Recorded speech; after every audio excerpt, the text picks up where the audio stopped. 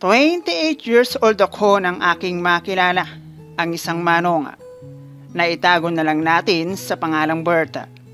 Isang manong na 68 years old at nagtatrabaho bilang caretaker ng isang bahay bakasyunan hindi kalayuan sa palengke kung saan ako ay nagtatrabaho. Makulit siya at halos malaman ng lahat sa palengke na type niya ako.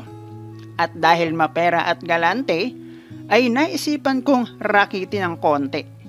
Yun nga lang, mukhang totoo yata na kapag napapasaya o napapangiti ka ng isang tao, ay hindi imposible na kayo ay magkadevelopan. Gumaan ang loob ko kay Bert to the point na naisasama niya ako sa bahay na kanyang binabantayan at doon ay aking napatunayan na totoo nga ang hula na kahit ganoong tila ugod-ugod na pero sa tigas.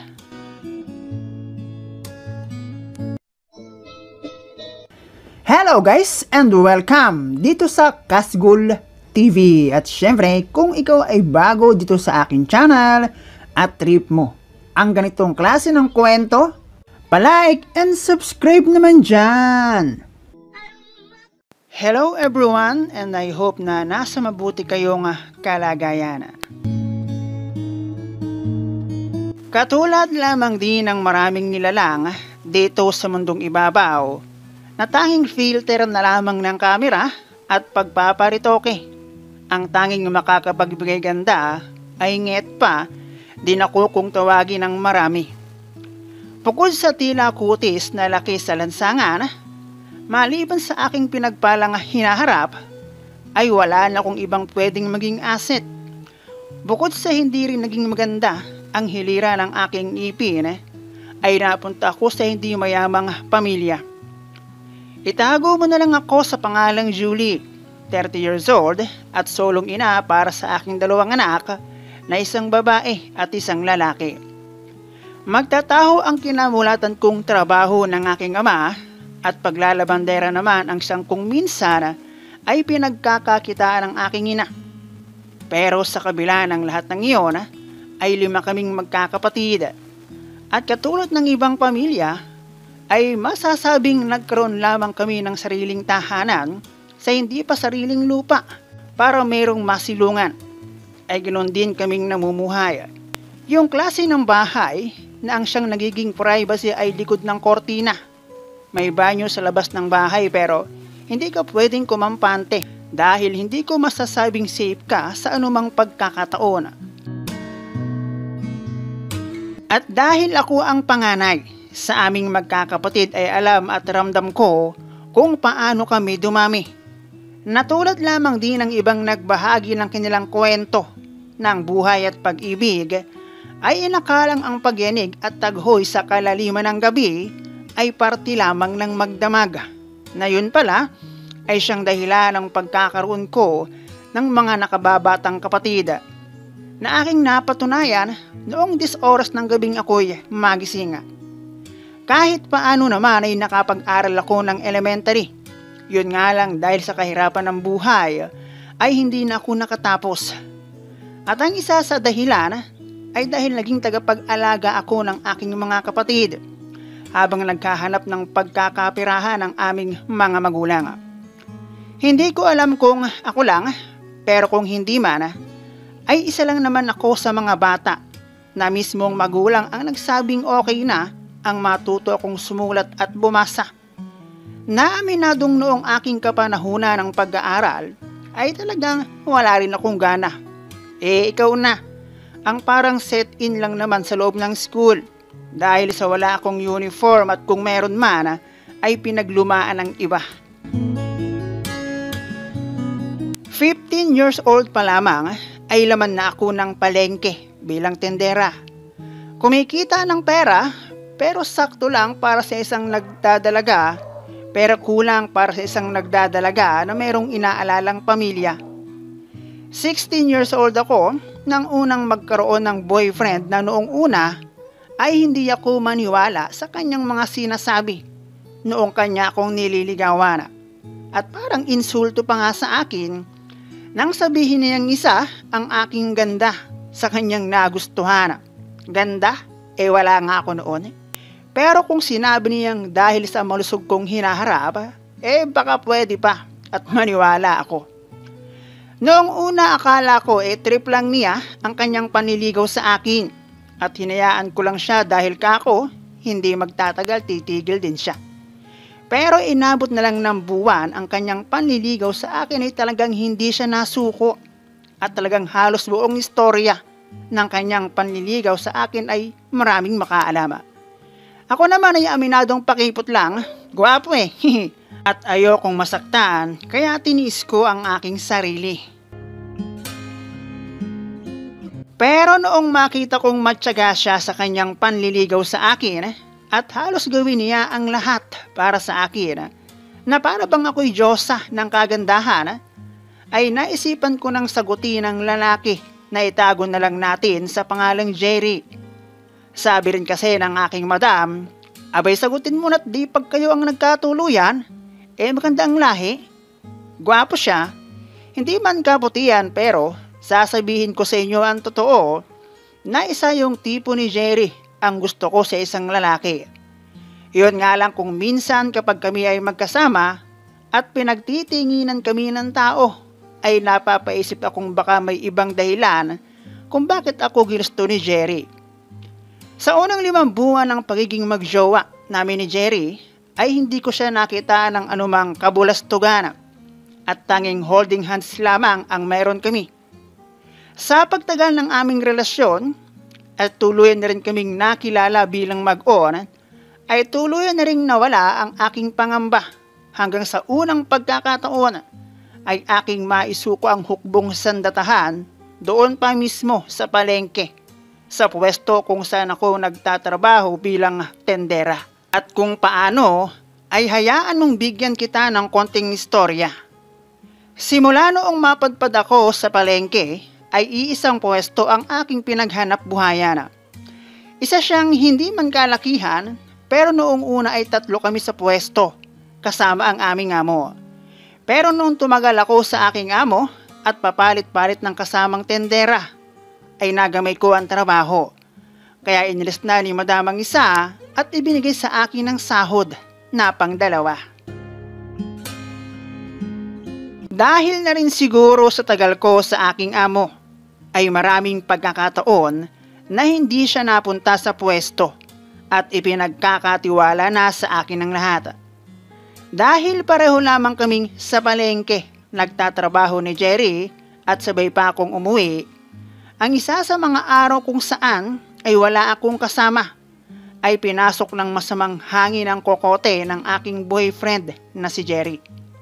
Kapag ako ay nag-iisa, madalas akong abuti ng mga 10:00 ng gabi sa tindahan. At dahil nasa pinakang gitna ang aming pwesto, ay talagang as in wala nang ibang tao. At ayun, ako naman, kumbaga sa isang malakas na agos ng tubig, nadala at naanod na rin. Matagal na rin naman kaming magjowa, taon na, at sa kanyang ipinakitang ugali at pagmamahal, ay wala na rin akong dahilan para umiwas. Sino ba naman ako, isang pangit, na ang meron lang naman ay pinagpalang hinaharap at purong pagkadalaga. Gulayan kasi yon at kung ano pang grocery na tulad ng samot-saring dilata, seasoning at kung ano-ano pa. At madalas akong tulungan ni Jerry sa pagliligpit at pagsasara ng roll-up. Simula noon, tulad din ng ibang lovers, alam nyo na, wala rapsi, ika nga. At kahit hindi kami legal na mag-asawa, ay wala akong nakikitang mali sa ginagawa namin. At umabot pa nga sa puntong gumagawa kami ng paraan para lang doon. At dahil doon, nagbunga ang walang pasintabi naming kulastuyan. Hindi naman ako pinabayaan ni Jerry. Humarap siya sa aking magulang at dahil wala kaming ipon, live-in ang aming naging relasyon. Hindi naman ako inalis ng aking amo sa trabaho. Bago sa isa pa nga si madam sa nagpresenta na maging ninang ng magiging panganay namin ni Jerry. Tuloy-tuloy at pansamantagal ay nangupahan kami dahil talagang sa bawat bahay ng aming partido ay hindi pwede. Noong isilang ko ang aming panganay, pumayag pa rin si madam na magtrabaho ako dala si baby noong ako'y makarecover. At ako'y talagang blessed sa pagkakaroon ko ng amo na tulad ni Madama. Sa loob ng 4 na taon naming pagsasama ni Jerry, naging 2 ang supling namin. At inakala kong ang mga susunod na buwan at taon ay maaaring kami ay maikasal kahit sa barangay. Usa kasi yun dito sa amin, kaya lang nangyari ang aking matagal ng kinatatakutan. Bukod sa bigla na lang naglaho si Jerry sa pagsama niya sa ibang babae, mula noon ni 5, wala siya naging sustento sa anak namin. Ganun talaga, no choice kundi ang mag-move on at magpatuloy para sa aking mga anak. At doon ko ba higit na naramdaman na hindi porket pangit, konti lang ang nagmamahala. Dahil ramdam ko ang kanilang suporta sa akin. Sa puntong noong malaman pa nga ng may kanya ng aking inuupahang bahay, ay binigyan niya ako ng 6 months free, hindi kasama ang tubig at kuryente. Gusto ko sanang tanggapin ang alok na iyon, kaya lang ang inisip ko paano yung after 6 months? Magkano rin kasi yung renta, kesa ibayad ko sa aking mga anak na lang at pambili na lang ng bigas sa bahay. Umuwi ako sa aming bahay dala ang 2 bata, na malaking tulong naman sa akin dahil naiiwan ko sa aking mga magulang ang 2 bata pagpapasok ako ng trabaho.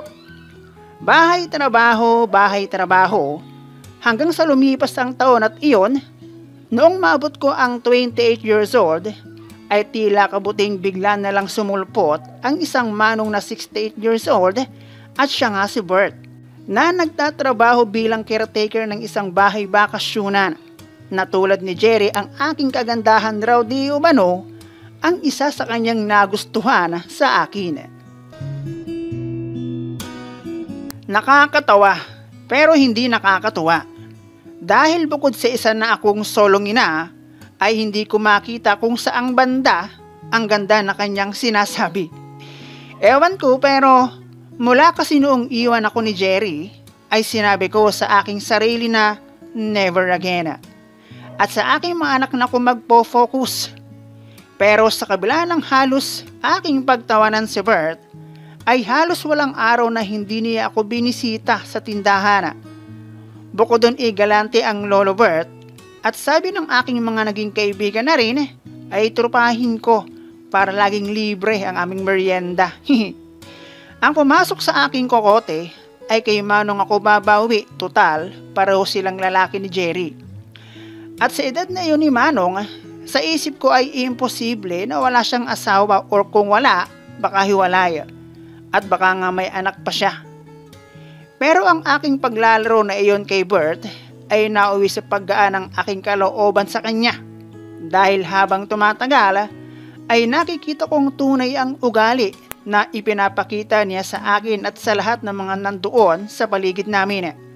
To the point na nakarating pa ako sa bahay na kanyang binabantayan. Ang totoo niya pag wala si Manong Bert, ay isa siya sa madalas naming topic dahil sa kanyang edad na 68 na mukhang sakitin pa, kung tumatayo pa raw ba kaya at kung may ibubuga pa. Na ewan ko ba't parang ako'y nabudula dahil sa ganun ko na lang kabilis na ibigay kay Bert ang bukid na dati ng inararo ng sumakabilang bahay na tulisana.